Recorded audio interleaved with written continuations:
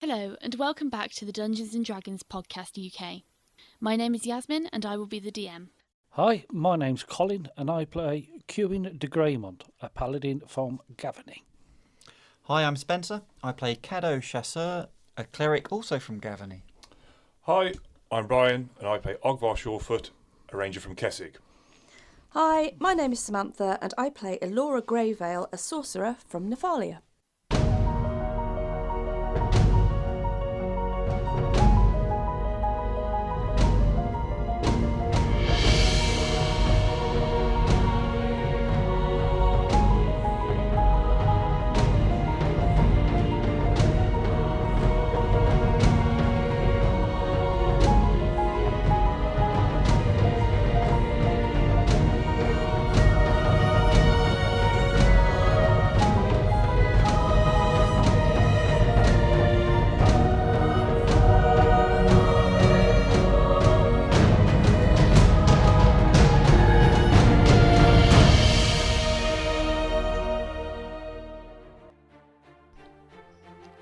As the animated armour loomed large and intent on eliminating everyone, our battle-hardened band began brandishing all that they could bring to bear. Ogvar originally entered the office using a door, as was customary, but after a spot of manhandling the metalwork, he found himself exiting in a more violent manner via a void in the wall that had once played host to a rather lovely leaded light window. Au revoir, Ogvar. Perhaps now would be an appropriate opportunity to use that postcard you purchased previously. Cuin, of course, dedicated himself to skillfully swinging his sword with his usual unwavering commitment. Caddo, on the other hand, had unfortunately failed to cripple the armour as his Morning Star missed its mark. But Elora had significant success as she discovered that electricity was most effective and clearly the way forwards. So, as the tide begins to turn, our heroes are finally making some headway, and as the camera swings back to the action, we rejoin the scene. Episode 89, Raising Eyebrows. Okay, so next up, Elora, top of the round. Okay, Laura's going to switch this up, and she is going Are you going to fling yourself out the window as well? No, Elora is going to continue with It's more of a garden party now. Alora's going to attempt to go with another electrical attack because clearly she feels that this is the way to go. So she is going to move up to him. She's going to do a touch attack. I know that's not normal for her to just get up close, but Okay, well you're up there anyway. she's within range anyway. So Yep. she's Okay. going to go with a shocking grasp. So roll for it. So that is a D20 plus BAB plus Dex. So that will be +2. So 14. 5 plus 9 is a 14. 14 is not going to hit. Shit. On a touch God. attack. On a touch attack, it's not going to hit. Yeah. No, that's really unfortunate. I thought I'd get a really good roll there, but no. You go to grab it, and it just moves out of the way, and you're left kind of grasping at air. The spell is used and dissipates. Laura's going to cuss loudly. Are you doing anything else? Yeah, she's going to back off. She's going to risk an attack of opportunity, and she's going to. Oh no, yeah, she's going to use the rest of her movement back off. Okay, so you're going to back off. How far are you backing off? Where are you going? Other side of the fireplace, so another 10 foot back from where she is. So you're going to provoke an attack of opportunity. Yeah. It's going to try and hit you with a fist, unarmed. 15 isn't going to hit you. No, not with the mage armor. Yeah. So it takes a swing and it takes a wild haymaker at you, and it just you're able to dodge out of the way quickly enough to avoid it. It still goes whistling past your nose, and you've got this view of these very tough looking gauntlets. Each you can see the armour on each individual finger, and it's all articulated. It's a gorgeous piece of work, not nice up close. well, as she just kind of dodges that, and she turns to scrabble, so she's leaning down, putting a hand on the floor and scrabbling just to get that 10 foot away. Yeah. Okay. So next up, Ogvar. Okay. You've just heard a voice emanating from your right in the orangery. Okay. So you're kind of facing out. So you're right to the right hand side of you. Yeah. You Okay. hear a voice from the orangery. Esther's just joined you. She's stood behind you. Okay. What Ogvar would like to do is grab hold of Esther's arm and like put his fingers to his lips and like shh to Esther, and start sidling back round towards where the other two, our two fake guards, are on the terrace. Yep. Okay. As he's doing that, he wants to reach into his pocket and drop his bag of 30 marbles on the floor. Okay, so are you trying to be quiet or? Yes. Okay, Yes. so make me a stealth check, please. Move silently. Move slightly, yes, that's the one. Okay. And we've got a +2 on that from No. something. Got one. Oh, you've got a Plus +1. one. Plus Is that- one, Yeah, but okay. is that, can I just ask, that +1, it says to every roll saves. Every roll and saves. Oh, it's every... Oh, okay. So Okay, skill so just a checks, plus one. damage, Yeah, attack. just one then. Although it's only got. It's gonna no, it's be got 3 a- more rounds yet. 12. Okay, yeah. As quietly as you try to be, dropping these marbles isn't an easy feat while trying to keep quiet. Okay. So as you drop the marbles, and Miss Marble, Someone else coming out the Lots of window. little old ladies.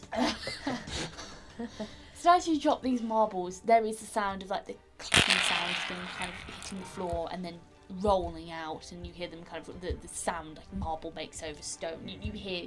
You can hear it, and it's not very stealthy at all. Okay. And you maybe hear a kind of, "Oh, are we going this way, dearie?" from Esther. Okay. Do I still move though? Do I? Yeah, you are able to get around the corner, 30 foot up that way, and Cool. Right. Esther's turn on this particular round will be spent going there with Yeah. you. Okay, that's cool. Thank you very much. Okay, Cuban, what are you doing? I like that. Let me think. Well, I could do that. I'm gonna hit it. I'm just going to hit it. Roll to hit. Doing biffs. Right, that's Again. 29. Hits. Oh, fuck the... Oh,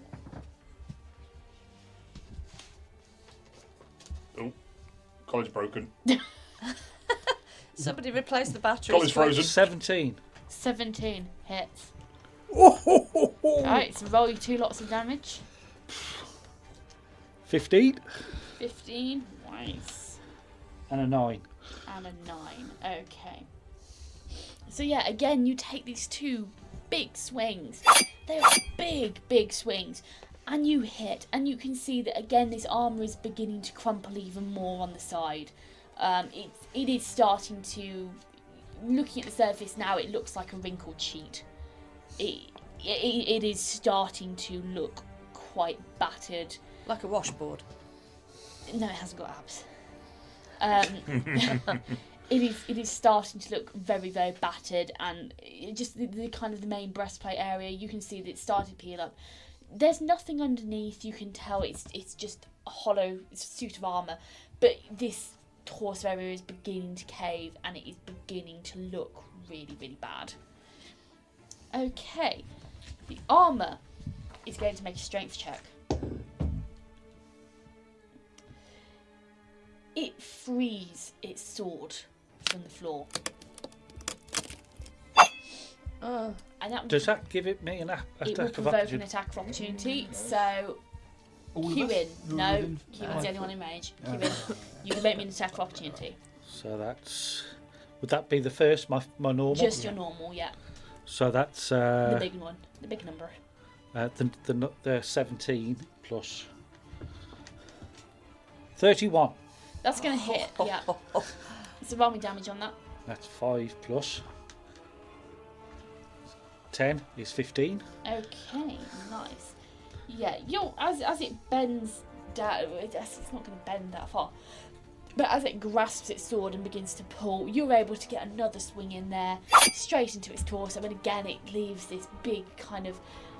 you almost hear this squealing sound as actually the area that you've been just focusing all your attacks on, it does actually begin to split, and you see a slight rent in the armour.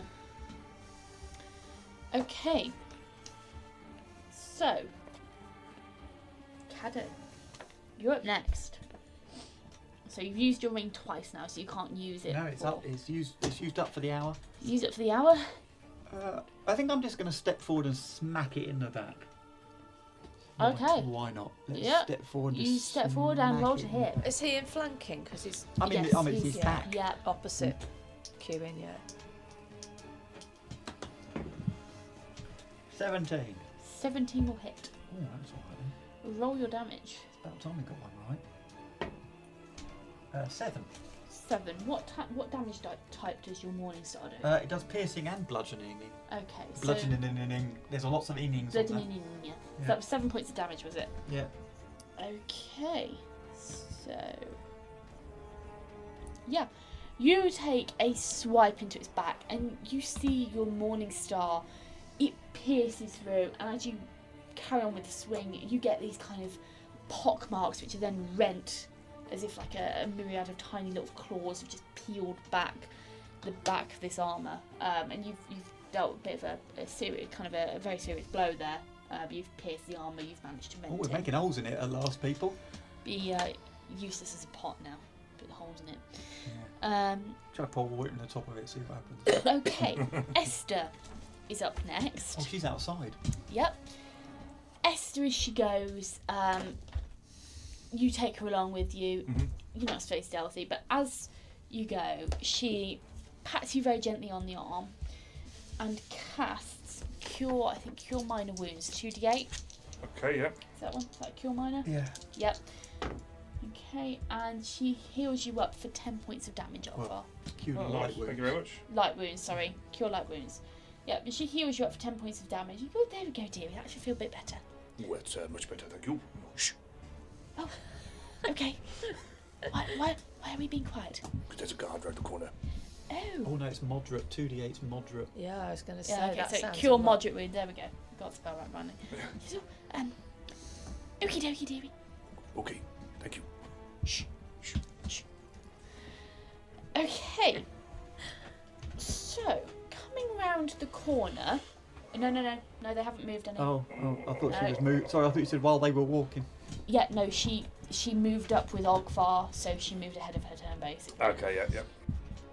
As you round the corner, you are just about round the corner, out of direct line of sight. Okay. You hear a noise. Both Esther and Ogvar hear a noise. As a pair of doors swing open with a very soft creak. And you hear a... What's that? What's that noise? As... Make me spot check, Ogvar. Because your attention would have been drawn by this noise. +1. That would be a 17 then. Yeah, you're able to see from where you are around the corner. You're able to just about see, appearing onto the terrace, it's from the orangery, a guard, dressed in the city guard uniform. Looks a bit slovenly, unshaved, possibly unwashed, as he begins to look around the area. And let's see, he's got a wisdom. Okay, +0. Okay, and with a natural 20, Oh, nice. Fucking hell. Wow. his eyes immediately zero in on the detritus of wood and glass and marbles on the floor.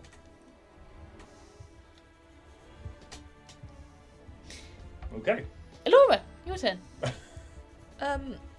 Okay, well, obviously Elora's noticed that Esther's disappeared out the window, so she's quickly thinking that, well, at least her disappearing out the window. she's thinking that at least Ogvar's not alone, but turns her attention back to the problem at hand. And she's going to have to cast another lightning bolt because, well, electricity just seems to be the only... Well, it seems to just be efficient, so she's going to Okay. go with another lightning bolt, I think. So you're going to cast. He's not in range, so you're not going to provoke an attack of opportunity. No, correct, for a change. Okay, so he's going. The suit of armor is going to make a reflex save with a 23. Yeah, it'd be half damage. Yep. So it's going to take half damage. So So here we Roll go with away. the dice again. How many do you need? 7. 3, 4, 5, 6, 7. Oh, sorry, check. I've got a few out more extra. Okay. Okay. Oh, okay. 20, 23, 24, so that'd be 12 points of 12 damage. points of damage. Okay. Describe it. Oh! So she's becoming quite confident with the lightning bolts by this stage, seeing as this is the third one that she'll have thrown. She's feeling quite vengeful at this time. She's worried about Ogvar. She knows they need to get this completed and as quickly as possible. Kuin's done a lot of damage, so she's literally going to pull her arm back and she's literally going to shoot the palm out, and a bolt of molten blue will come out of it and strike directly to the target. She's going to go straight to the side of the head because he's side on at the moment. Okay. So she wouldn't go for the arm, she'd literally try and go for the head. So again, you see this effect of this lightning dancing on the surface of this armour. But this time you see it judders more, and the armour clanks and as it judders, and it just kind of has this, obviously it's very kind of almost cartoonish electrocution effect. You see the armour tarnish even further, and it's this kind of this bright silver sheen it's had just from how polished it is has slowly dulled, and it's reflecting less and less light as it's just been tarnished by these bolts. And with a final heaving judder, it collapses forwards onto its knees before hitting the floor, and all of the parts which make up the suit of armour, the gauntlets, the bracers, the chest plate, scatter, and the helmet rolls across the floor, smoking. Well, that's done for him. Thank God for that. How much noise did he make when he fell? Because it's 8 foot tall and it's heavy armour. A heck of a And there's lot. no glass in the window. God. It made a heck of a lot of noise. So, This is why I wanted to cast silence. But I haven't got it. it'd be pretty damn hard to miss it. Ogvar, Hello. as you're stood outside, you're all out of combat now. Okay. You're all out of the round system. As you're stood outside, you hear this tremendous crash from upstairs. Oh no. You hear the kind of clatter and the noise that a falling suit of armour makes. It's a terrific din. And so does this guard. He looks up, looks at the shattered window, looks up, and draws his blade. Alora would go over to the window Can to I- look for... Wait. Sorry. Ogvar. Can Ogvar sort of like attempt to snap to attention and go, you stay here and I'll check that out. Because he's in his guard's uniform. So That's you're it, going bluff to it out. peer around the corner, Bluff check. and you're going to... Okay. I thought he saw me because he rolled in that 20. No, he saw all the stuff on the He floor. saw the stuff on the floor. Ah. You'd got round the corner. So you've just stepped out. Okay, fair enough. Yeah, we'll go with it. Okay, so make me a... Are you commanding? Make me a bluff check. Okay. Maybe a bluff check. +1. +1, that gives me a 0 then. What? I'm not a very charismatic person. Oh no. Come on. Oh, Ooh, that's... not so bad. 17. Not terrible. 17. What's the opposite of bluff check? I'm going to say sense motive? Yeah. Sense motive, Yeah. I would imagine. So you just rolled a 17, was that? Yes. Okay, so sense motive is a wisdom-based check. We've only just woken the bloke up though, so he might be Particularly alright. shit out. Yeah. Okay. He looks at you and goes, right then, I'll fuck off. And turns around and walks back into the orangery. He's clearly not paid enough to deal with this. Excellent.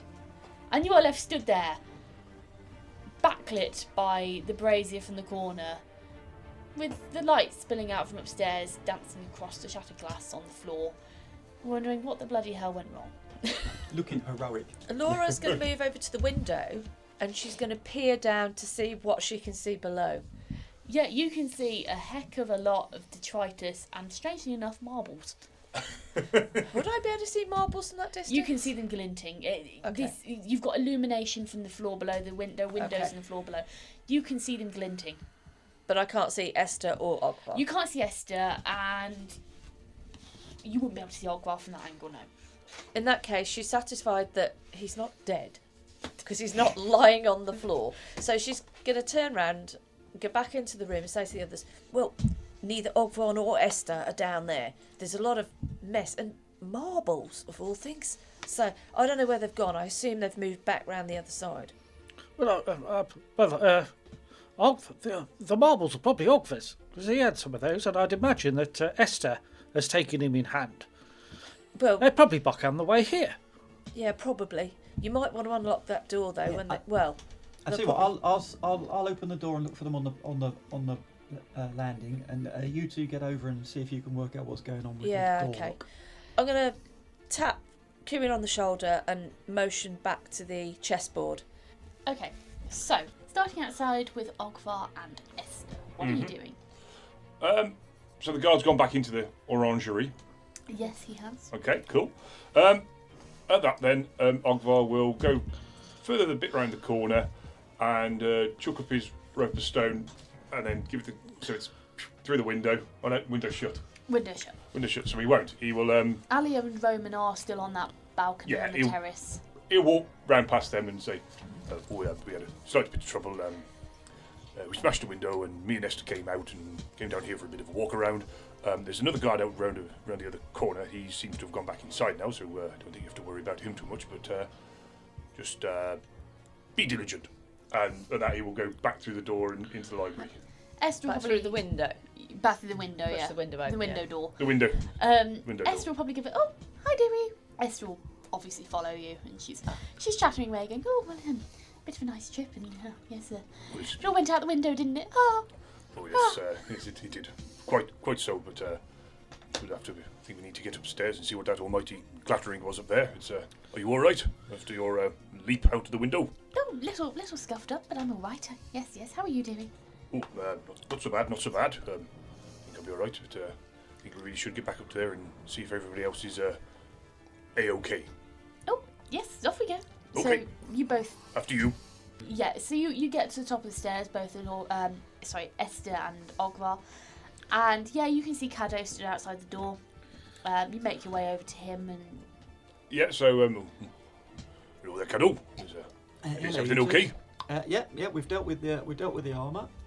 How was your trip? Quite painful. Yeah, I can imagine.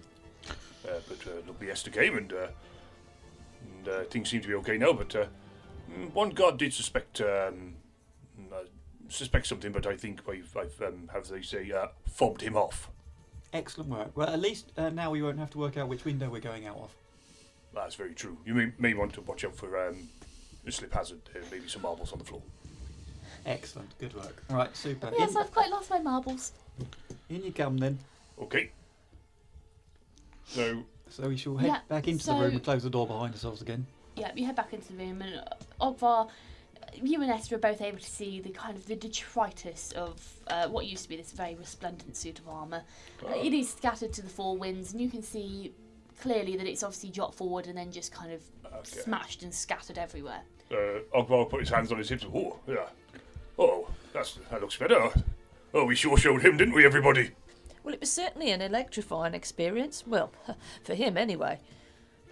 So, who has Orland at the moment? Me. So, Ogvar, do you think that's a rather nice suit of armour? Do you think do we want to keep that? Looks a little bit battered and bruised. Well, bits of it might have some sale value, though, especially the helmet. I mean, you seem very keen on getting hold of the helmet. Well, the gauntlets look okay. Okay, should we? Well, I don't suppose it's going anywhere at the moment. So should we see how much space is left in Orland once we've got the things we came for? Yeah, why not? But I reckon helmet, boots, gauntlets, and sword, they've all got to be worth taking, haven't they?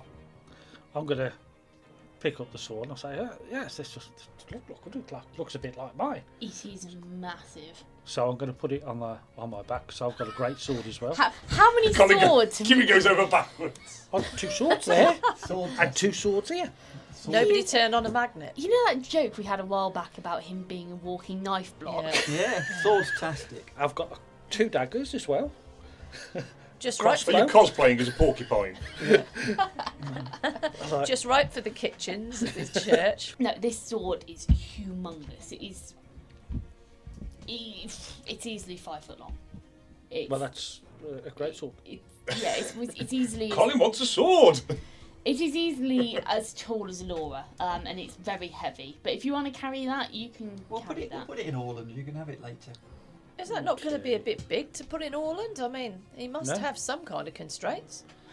Well, if he shouts when we poke it into him, we know we've pushed too far. Talking about Orland shouting, now, if I'd have jumped out a window and put his bag life in danger, I'd have been in trouble. Have you heard a peep out of him? Ogvar just lifts the flap of his jacket and goes, hello, Holland? You have got to be joking. It was a very gentle landing. Right, we haven't got time for this. Laura's going to So turn his around little to straps flutter. Laura's going to turn around to face the chest there, and she's going to put a hand on the white rook and Yep. move it into checkmate position. Yeah. You hear a click. Right. Where did that come from? Let's go and find it. She's going to start examining the wall. Start travelling. Check. It doesn't appear to have come from behind the table. No. Right. So she's going to move to, as she's facing the table, she's going to move to the right hand side of Let the me table. search check. Are you all going to take a Yeah, search? Ogvar will probably just stand back just in case anything springs out of the walls. Like a trap or anything like that, so. I think probably one of Okay. us needs to keep a watch on the door as well, don't we? Yeah, so I'll keep a watch on the door. Okay, so Ogvar and Caddo aren't going to search, but Quinn and Alora, you can make me search checks. Yeah, I'm going Is to. Esther going to join in? Esther won't join in, though. Esther won't join in. Okay. Yeah, we're going to start pulling out. Kieran, give me a hand to move these tables and chairs and stuff out the way. Let's have a look at these walls. So we're going to start pulling the furniture out. Yep, 14. 14. Oh, do we get a +1 to this, or is Oh. that Yeah. still? Yeah, okay, 15. No, I think my dice rolls have now run Oh, out. no, sorry, no, they would have Yeah. expired. No, that's a flat 8. Okay, now. So, Kieran, as you're going along the wall, you're probably tapping to try and hear a change in pitch. And as you approach the desk where obviously Axsom works and sits, the wall, that slight gap of wall between this table and chair and the desk, you hear a very slight change in pitch. Colin Quinn will, because he can hear I'd go, it seems a bit hollow here. I'm going to stop pushing and Yeah. And as you push against the wall,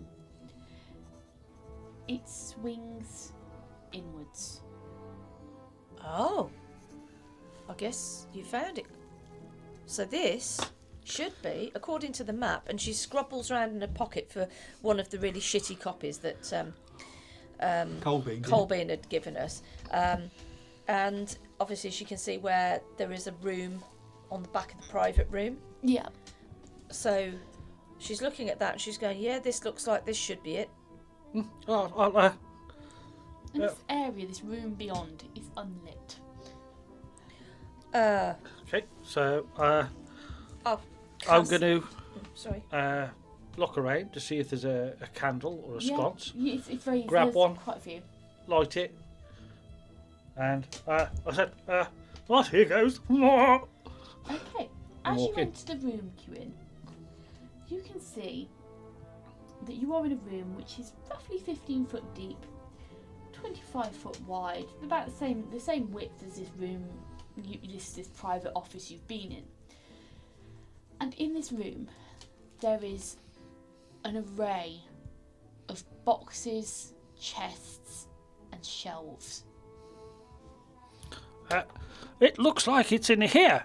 Do you want to join me? There should be enough room in here, because I think we might need your friend Orland. What? Right, Alora will pile in after Kieran. So, as you enter the room, because I'm assuming you're all going to follow and go in. Yeah. Yeah, As follow me. Ogvar goes in, he would like to just drag a chair and leave it half in the door so it can't shut behind us. Yep, okay. You leave a chair in the door. Esther will also come in with you. I shall continue to guard the door, I think. Okay. Okay. And this room is now illuminated and you can see what's in here. So to your right, you have some boxes, some crates of things. There's a couple of little like display cabinets, which when you look in them, you can see various objects which were stolen from the church, very neatly displayed. Ooh. You can see something which looks like a set of thieves' tools. You see a small piece of what looks like fabric with, like a little round piece of fabric with embroidery all over it in silver, which you'd assume is probably the portable foxhole. You see various other bits. Mounted on the wall, you can see the bow of the winter moon. It's this beautiful silver bow, which looks like it's made of molten silver, and the string itself is a silver coloured thread, which is nearly imperceptible to the eye, Ogvar. Okay. You see things like a little knife in a display case, which you'd assume is the meteoric knife which was taken. And then there's just various bits displayed. There's a shelf, like a big shelving unit, which has got other bits on, like stacked up rolls of bandages, which you'd assume are the blessed bandages. And to the left-hand side of the room, you have two chests. And they're these big, clunky chests. They are solid. They've got locks on the front of them. They are made of kind of this very resplendent gold kind of plating look. It's got gems encrusted on the top. It is completely over the top with wealth. And they are big chests. Okay. And they are identical. So, Ogvar's gonna look. I believe this is what we're after, guys. Well, I'll just. Ogvar will reach up and examine the bow. Yep, you're able to lift the bow off of the wall.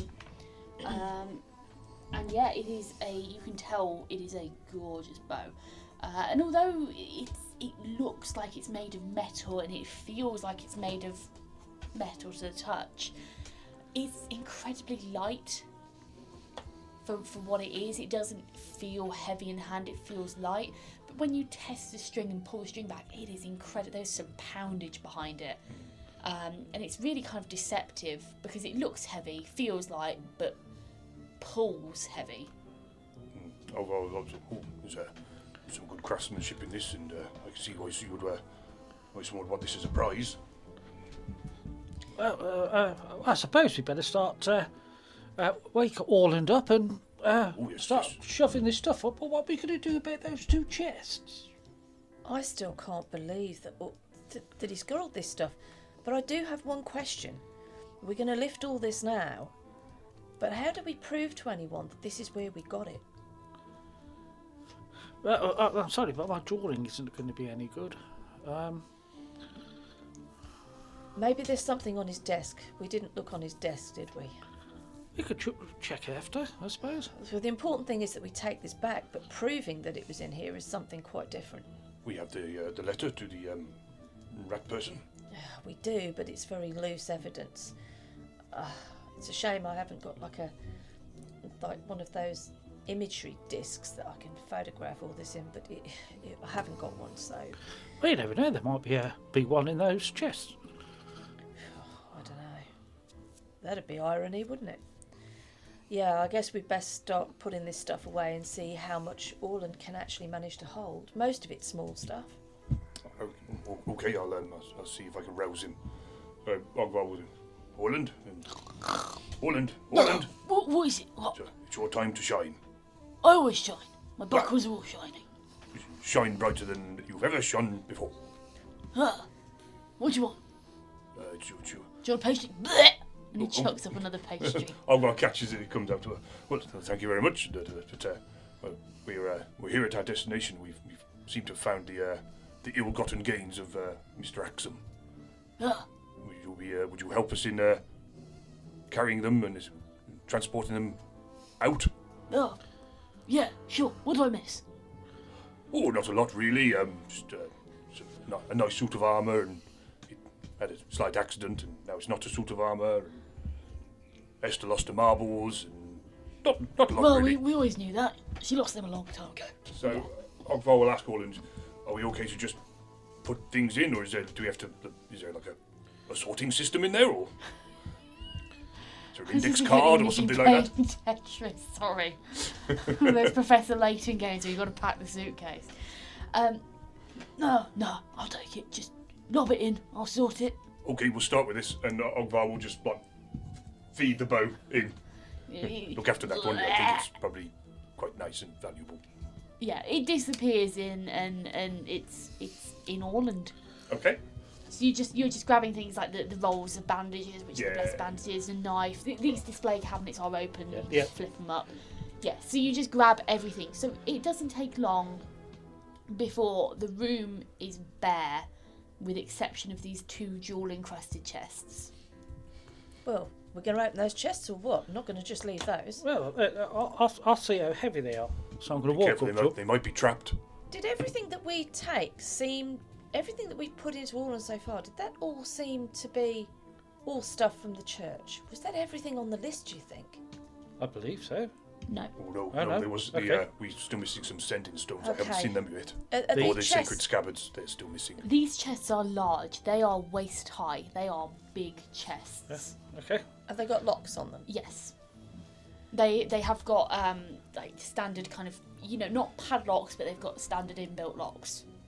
Right, I'll whip out the old thieves' tools and I will have a go at picking the locks. Oh, hold on, before I might have something here that helps. Have you got something there?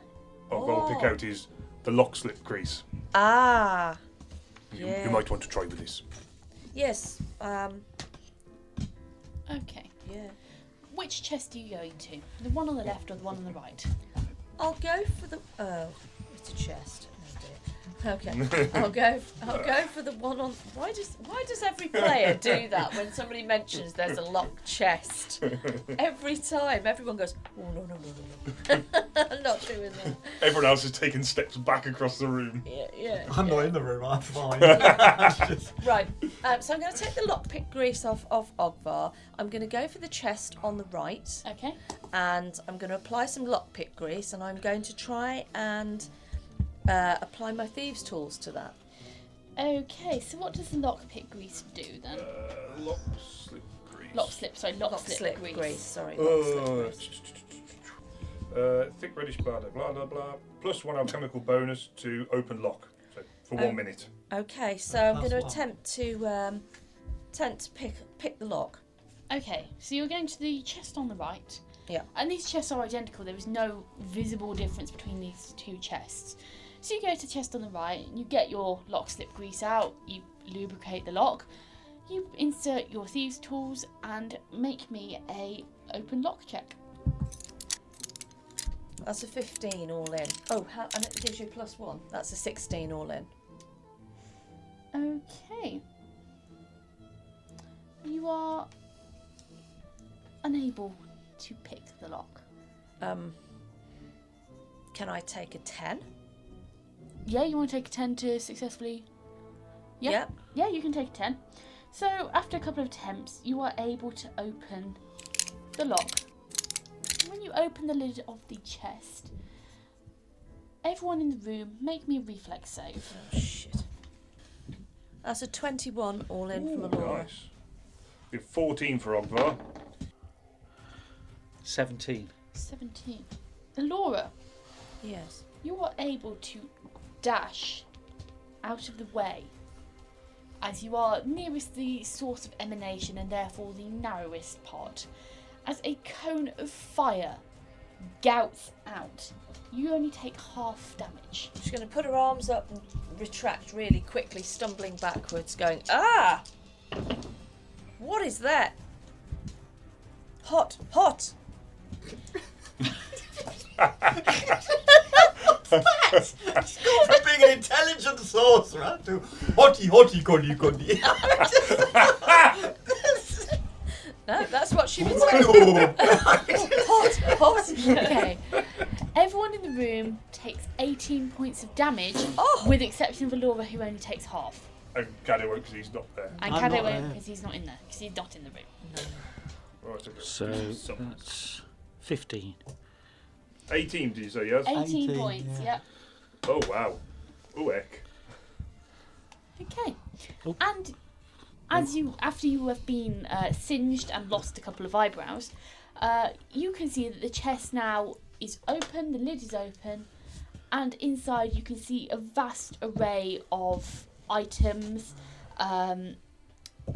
things like there's scrolls in there, which you'd assume is the scrolls of uncertain provenance. You can see some rope. You can see a lantern. You can see a sensor. You know, you can see quite a few bits which were missing off of the list, which weren't out in open display. Guys, get this lot in. She said, I've got soot on my face. And no eyebrows, which would be an interesting look. Yeah. They are definitely singed. How many eyebrows were in the room? There were 8 eyebrows in the room. Yeah. 3 eyebrows are missing. Decide between you who's missing an eyebrow. Well, seeing as I opened the lock, despite getting half damage, I'll take one eyebrow. I'd say Ogvar's probably lost one as well. Yeah. Just Yeah. With my flaming, peaky eyebrows, but I've got my helmet on. Is Esther in there? Esther's in there. Esther's eyebrow. Esther's lost an eyebrow. Esther's lost one. So Esther, One eyebrow. Ogvar sort of staggers back a bit from the blast. Oh dear. And we put the stuff in Orland. Yep. Yeah. Go, give me a minute. I'm not feeling Too hot. Oh no. Which corner was the chest in? So it was in the left bottom side of this room. Okay, Still there. and I've opened that and staggered You've backwards. opened the one on the right, the chest in the left, which is in the corner, is still there. Right, I'm going to say that her right eyebrow's gone. Okay. Yeah. Okay, so you remove the items from this chest, you put them into Orland. Well, I suppose. what are you lot doing in there? What? Oh, I assume I've seen a blinding flash of light through the door. You saw a gout of flame, yeah. yeah. I've got an eyebrow missing. That was really hot.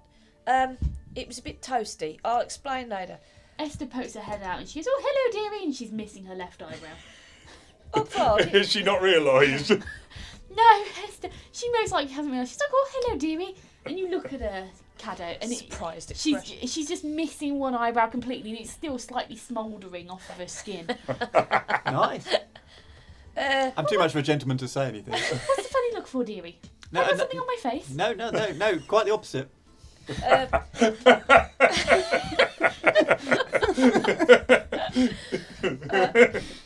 Ogvar, you got any more of that lock slip grease? But about 10 we only minutes. got one. Oh. But it lasts. Yeah, there's only one. You've only One one dose, lock. isn't it? Yeah, Only Okay. one lock. Yeah. Right. Okay. So Laura's going to bend down. She's going to have a go at picking the second Ooh, gutsy. chest. Ogvar's going, nope. He's stepping back out the room. Yeah. Everybody just move back because I don't know what's going to go on with this. So she's going to have a go at picking the other one. So I'll make an open lock check. This is the new way we do locks. And that would be a 15 all in. Okay. But this time she wouldn't. Oh, sorry. Is it successful? As you begin to touch the lock, Oh God. Ogvar did step out of the room. Ogvar definitely stepped out of the room. you touch the chest, and you start fiddling around with the lock. And what was your lockpick check? It was a 15 all in.